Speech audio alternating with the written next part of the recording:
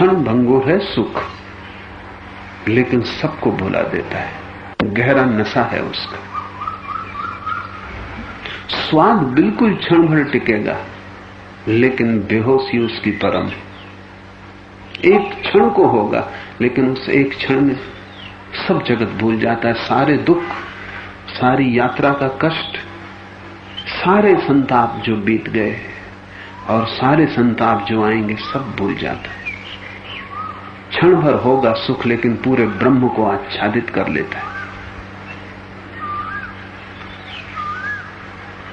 हिंदुओं ने इस कथा का उपयोग किया था कि ऐसे क्षण भर के स्वाद में मत भटको, सजग रहो, मौत को बुलाओ मत। ऐसे कोई फल का स्वाद मौत से बचा ना सकेगा। जीवन को, स्वयं को मोहित करने का कोई भी मार्ग मत दो, न स्वाद से, न काम से, न लोभ से, कोई भी इंद्री से जीवन को आच्छादित मत होने दो। स्वाद तो एक इंद्री है। आंख से भी यह हो सकता था, कहानी हो सकती थी कि एक सुंदर युवती दिखाई पड़ गई, या एक मोर नाचने लगा, या सूरज निकला, या एक इंद्रधनुष आकाश में फैल गया और उस क्षण में सब भूल गया। यह हो सकता था कि सिर्फ सुगंध आई होती, बेला के फूल खिले होते और सुगंध की एक लहर नासापुटों को भर गई होती और उस क्षण में सब भूल जाता। तो कहानी तो केवल प्रतीक है, कोई भी इंद्रिय भुला सकती है। सभी इंद्रियां मूर्छित होने को तत्पर है।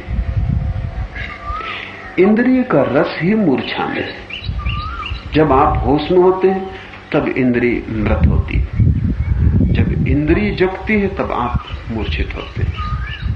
आपकी मूर्छा में इंद्रिय का जागरण है, इंद्रिय की मूर्छा में आपका जागरण है।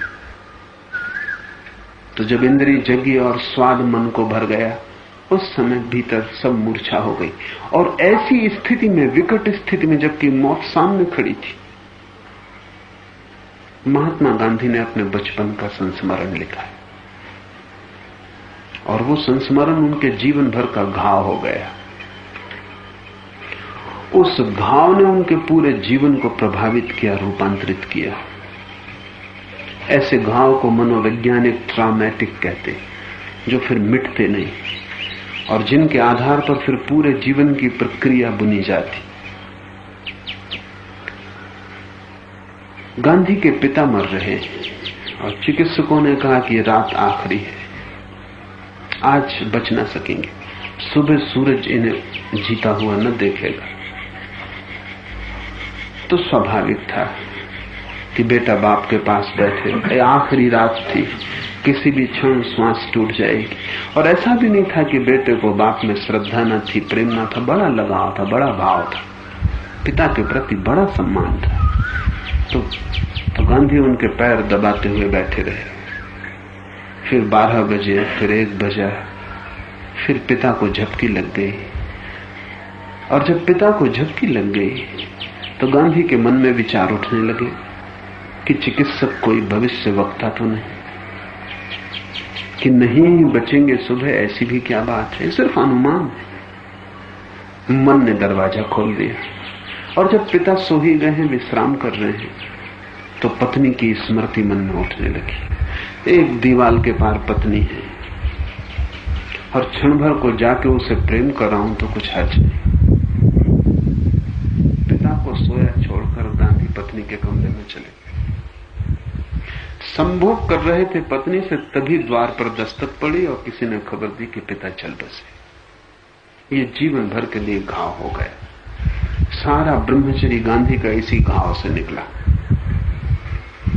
इसलिए गांधी के ब्रह्मचर्य में महावीर वाला ब्रह्मचर्य नहीं है, उसमें रोग है, उसमें एक रुग्णता है, उसमें एक पीड़ा है।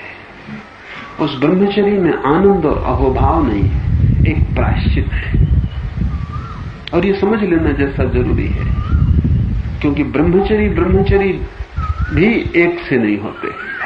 कहां से निकलती है धारा, क्यों निकलती है? तो गांधी का जो भाव है ब्रह्मचर्य का, वो एक प्रायश्चित है जो पिता से जुड़ा हुआ है। फिर वो पत्नी के पास दोबारा कभी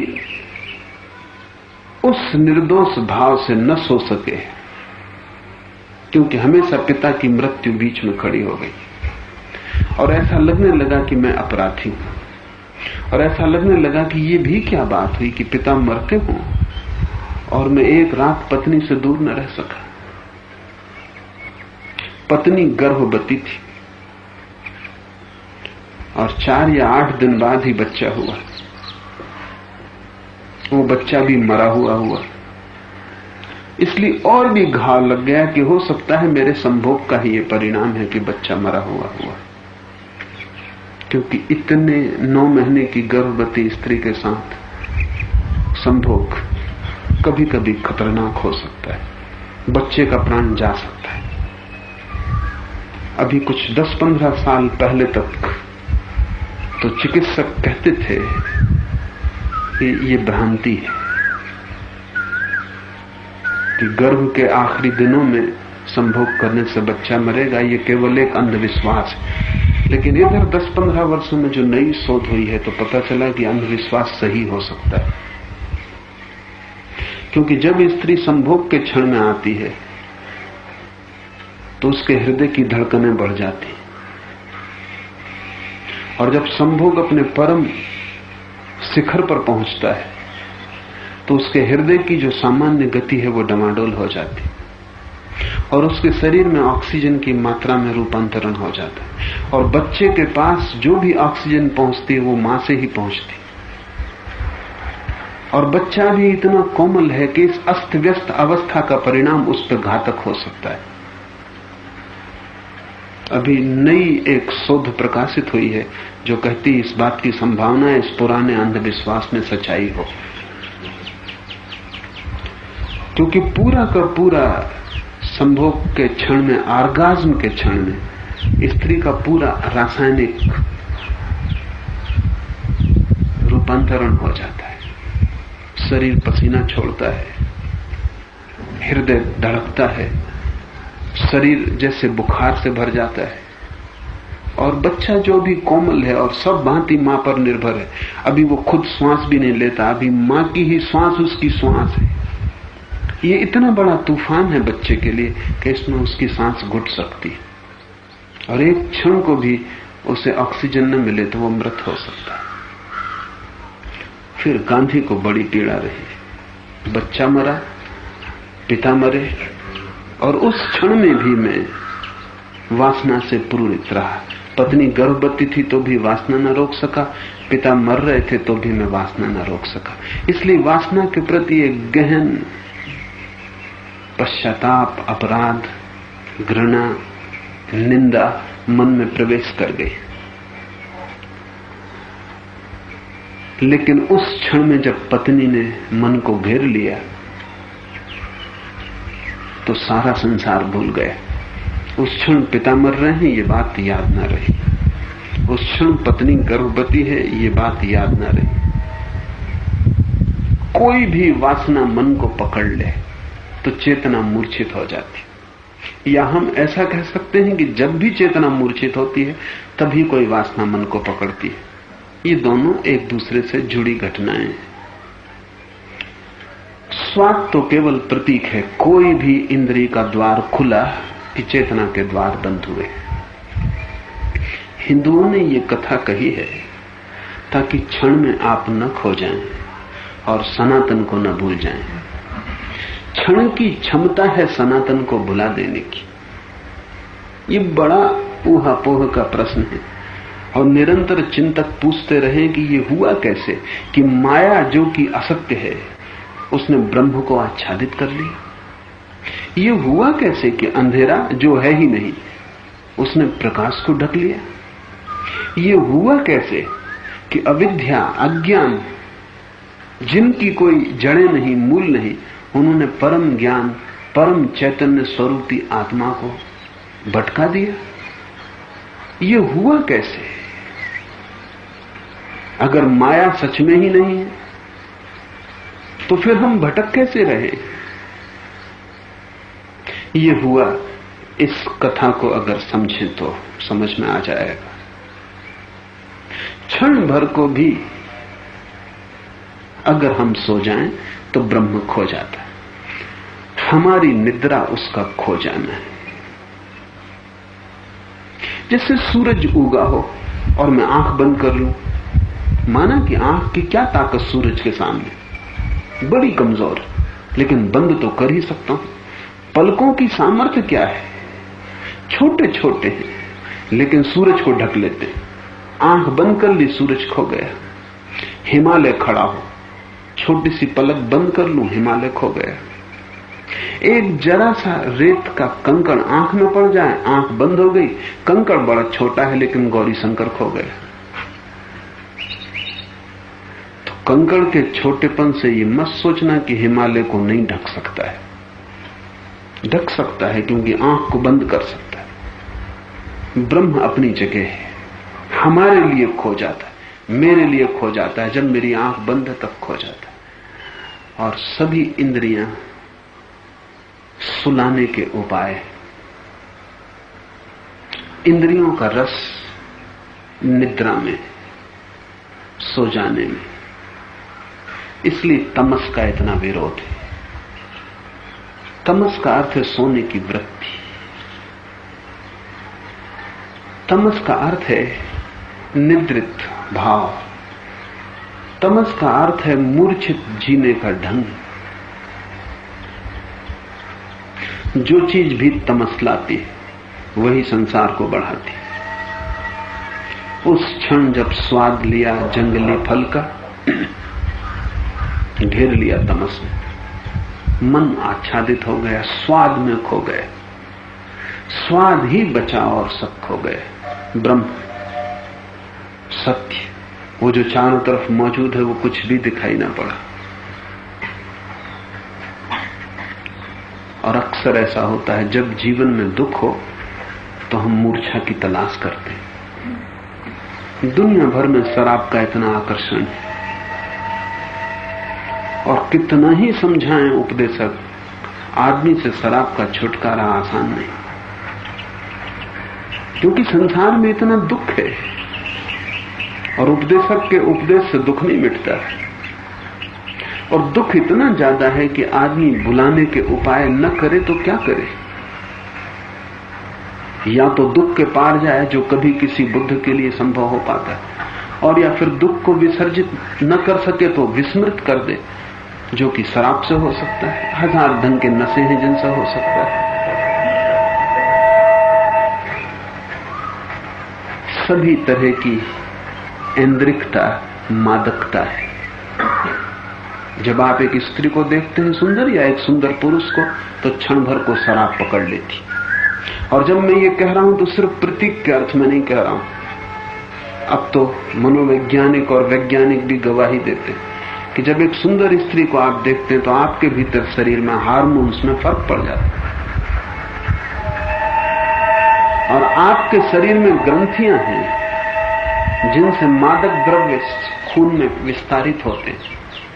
तो जैसे एक सुंदर स्त्री को आपने देखा, आपके शरीर की ग्रंथियां नशीले तत्वों को खून में छोड़ देती। तो यह हो सकता है कि आप दुनिया को भूल के उस स्त्री के पीछे चल पड़े, नियम व्यवस्था समाज कानून को भूल के स्त्री पर हमला कर दें। और अगर अदालत में आप कहें कि ये मैंने नहीं किया, तो वो भी सच होगा। या आपके भीतर मादकता इतनी घनी हो गई कि हो गया आपसे, आपने किया नहीं, आप मालिक थे भी नहीं, करने का निर्णय आपने लिया नहीं, भीतर शरीर के हार्मोन, शरीर के रासायनिक तत्वों ने लिया। धन को देख के आप पागल हो सकते हैं, भूल ही जा सकते हैं कि मैं क्या कर रहा हूं।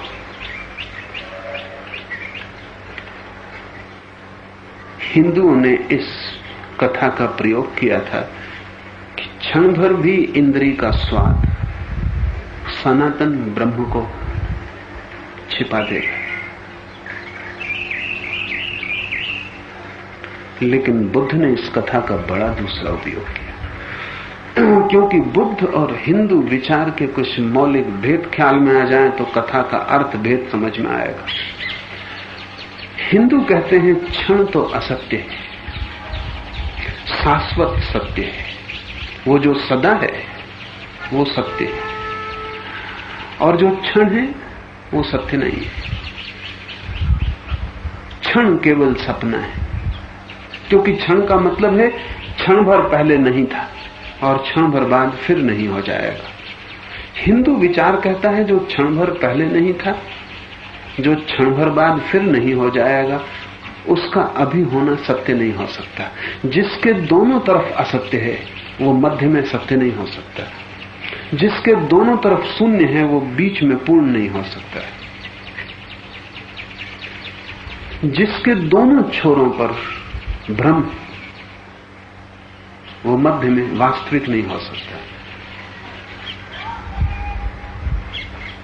वास्तविक वही है, सत्य की यही हिंदू परिभाषा है कि जो शाश्वत है, जो सदा है, सदा था, सदा रहेगा, जो न मिट सकता है न मिटाया जा सकता है। लेकिन बौद्धों की परिभाषा बड़ी अलग है। बुद्ध हैं क्षणवादी, हिंदू हैं शाश्वत सनातनवादी। बुद्ध कहते हैं क्षण मात्र ही सत्य है, सनातन है ही नहीं कुछ, शाश्वत कुछ है ही नहीं। शाश्वत केवल विचार है,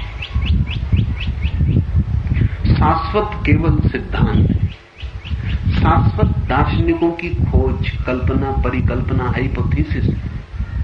क्षण ही केवल सत्य है, जो अभी और यहां है वही केवल सत्य है। इस क्षण से ज्यादा और कोई सत्य नहीं है। बौद्ध चिंतन में सत्य का अर्थ है जो वर्तमान में है, जो अभी है, जस्ट हियर एंड नाउ, बस वही सत्य है। और बौद्ध कहते हैं जो अभी सत्य है उसको तुम असत्य कहते हो, और जो कभी भी अभी नहीं होता है उसे तुम सत्य कहते हो। क्षण के अतिरिक्त समय है ही नहीं, क्योंकि एक क्षण से ज्यादा आपको उपलब्ध नहीं होता। शाश्वतता धारणा है, क्षण वास्तविकता है।